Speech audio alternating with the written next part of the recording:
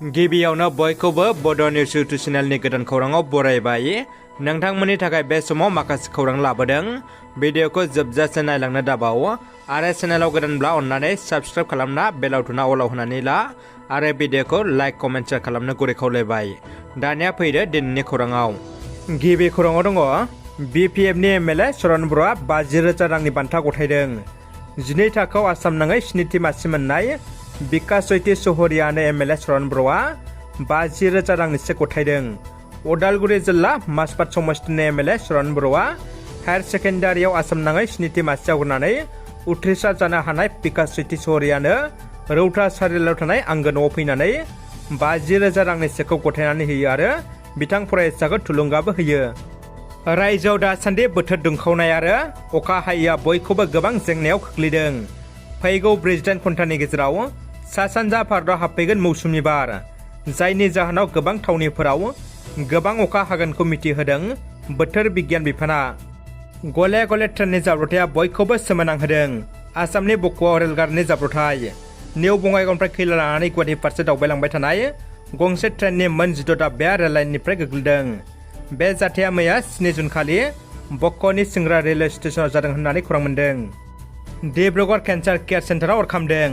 मैया फुंनि समाव आसामनि डिब्रुगड़ केन्सार केयार सेन्टारनि सिङाव गोदानै थिसननाय ट्रेन्सफर्माराव अर खामदों होननानै खौरां मोन्दों। बे जाथाया फुंनि 4 रिंगा समाव जादोंमोन। बे अर खामनायनि जाहोनखौ मोब्लिब नांजाबनायनि जाहोनाव जादों होननानै सन्देह खालामनाय जादों, जेराव बे अर खामनाय जाथायाव सासेबो सुबुंनि जखम आरो जिउ खहा जानायनि खौरां मोननाय जायाखै। दानिया फैदो गुबुन मोनसे खौराङाव। सरलपारा लावखार ओंखाम जाग्रा थावनियाव हरखाबै दावबायहैदों बिटिआर हाग्रा बिफाननि एम रन्जित बसुमतारी बिथाङा। सरलपारा लावखार ओंखाम जाग्रा थावनियाव आयेननि बाबै जौ फाननाय, उन्दै लाइमोनफोरनो जौ फाननाय आरो लोंनो खाबु होनाय बाथ्राफ्रा खनले खनले खोनानानै गावनो थावनिसिम थांनानै गुबै बाथ्राखौ संदाननो नाजायो बिटिआरनि एम रन्जित बसुमतारीया। बिथाङा हरखाबै दावबायहैना उननि समाव बेबायदि नुबावब्ला आयेननि राहा लागोन होननानै गोख्रोङै बुंदों। चिरां जिल्लानि सिङाव थानाय बर' बिजोंनि सेबाजों फोसावजानाय मेट्रिक आनजादाव 10थि मासियाव उथ्रिनो हानाय आरो दुआ दख'रानि सिङाव थानाय 10थि मासियाव उथ्रिनो हानाय फरायसाफोरखौ बरायनाय हाबाफारि बानजायो। गुबुन गुबुन बोसोराव बरायनाय बायदि देग्लायबो चिरां जिल्लानि सिङाव थानाय बर' बिजोंजों फरायनानै सेबाजों फोसावजानाय मेट्रिक आनजादाव 10थि मासियाव उथ्रिनो हानाय फरायसाफोरखौ चिरां जिल्ला एबसु आरो 10थि दुआ दख'रानि सिङाव थानाय 10थि मासियाव उथ्रिनो हानाय फरायसाफोरखौ 10थि दुआ दख'रा एबसुआ सान्थिपुर गोजौ फरायसालिनि गेवलां फोथाराव बरायनाय आरो मान बावनाय हाबाफारि लानाय जायो। बेजोंनो लोब्बा लाखिनानै समाज बेरेखा हाबा हुखाफोरनि हेंथायै सुबुं होस्रिखावनाय आरो दिन्थिसिन सावनाय हाबाफारिबो लानाय जायो। बे हाबाफारियावनो दिन्थिसिन सावजेनगिरि महरै आसाम जोलुर एस'सिएशननि गाहाय नेहाथारि डक्टर सांग्राम ब्रह्मआबो बाहागो लायो।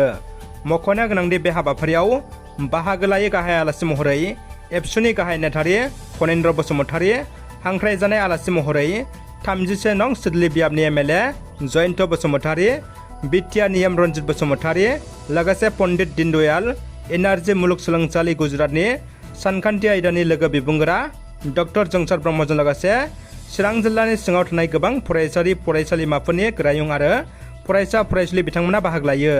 बङाइगावनिफ्राय एनिनि खौरांगिरि भारत पासवानखौ सुकुमार देबनाथनि गुन्डा बाहिनीफ्रा गाग्लोबना जोखोम खालामनाय दुखुनांथाव जाथायखौ क'क्राझार प्रेस क्लाबनि आफादगिरि नेहाथारजों लोगोसे गासै सोद्रोमा खौरांगिरिफ्रा दुखु फोरमायदों आरो गोसोम बेस गाननानै दाहा फोरमायदों। क'क्राझार जिल्लानि सिङाव थानाय गाम्बारि बेल समाबाय समितिनि मावखुलियाव थांनाय 1 जुनाव बिसायख'थिखौ खुंफुंनाय जायो। बेनिनो फिथाइखौ मैया फोसावना होबाय। गसाइगाव महकुमानि सिङाव थानाय गाम्बारि बेल समाबाय समितिनि मावखुलियाव 2023-24 बिसायख'थिया थांनाय 1 जुनाव जानानै थांदोंमोन। बै बिसायख'थिनि फिथाइखौ मैया 7 जुनाव फोसावनानै होयो। इउपिपिएल राजखान्थि दोलोआ 14 जन बिजाथिफ्रा बिसायख'थि गेलेदोंमोन। बे बिसायख'थियाव इउपिपिएल राजखान्थि दोलोनिफ्राय गासै 14 बिजाथिफ्रा रायजो राजाफोरनि अनसायनायाव देरहासार जानो हादों। दानिया फैदो जोबथा खौराङाव। मानास हाग्रामायाव सानै चुरां सिखारि हमदों।